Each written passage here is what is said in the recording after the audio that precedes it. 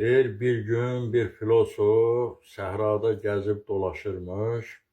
Görür ki, bir kəndli dəvə ilə gəlir. Dəvənin belində yük var. Bu kəndli filosofa gəlib çatanda, filosof bundan maraqlanır, hardan gəlib, hara gedirsən. Bunları öyrəndikdən sonra bundan soruşur ki, qardaş, o dəvənin belindəki yük nədir?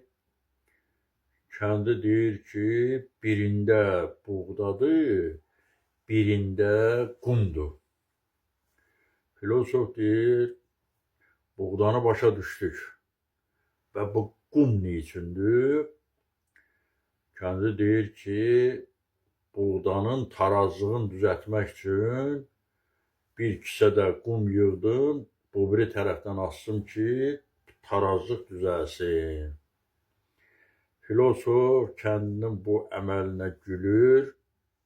Deyir ki, qardaş, olmazdı ki, elə o buğdanı yarı böləydin, yarısını bu üzə aşıraydın, yarısını o biri tərəfə. Kəndli bu adamın zəkasına heyran qalır. Deyir, qardaş, sən ya padişahsan, ya vəzirsən. Çünki bu ağıl yalnız onlarda olur. Filosof deyir ki, mən nə padişaham, nə də vəzirəm. Deyir, onda sən pullu bir dükan sahibi olmalısan. Deyir, yox qardaş, mən cibimdə bir köpüyü olmayan, avara-avara, cıncındır paltarla bu qumlu səhralarda dolaşan ağıl və müdrik sahibiyəm. Filosofun bu cavabı kəndini qane eləmir, qışqırır bunun üstünə.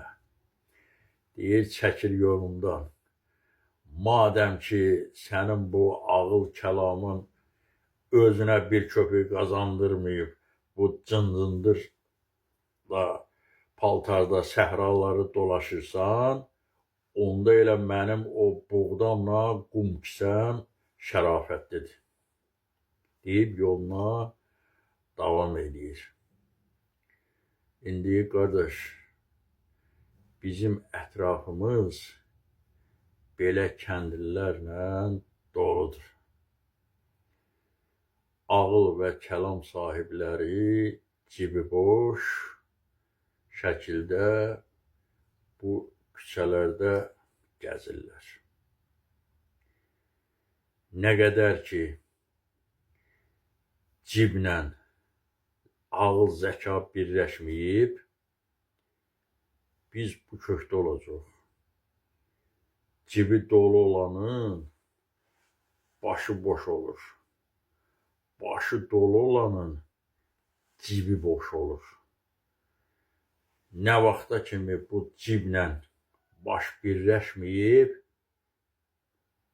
biz bundan da beş-betər gündə yaşayacaq. Allah özü bizi xoş günlərə aparsın. Diqqətinizə görə sağ olun.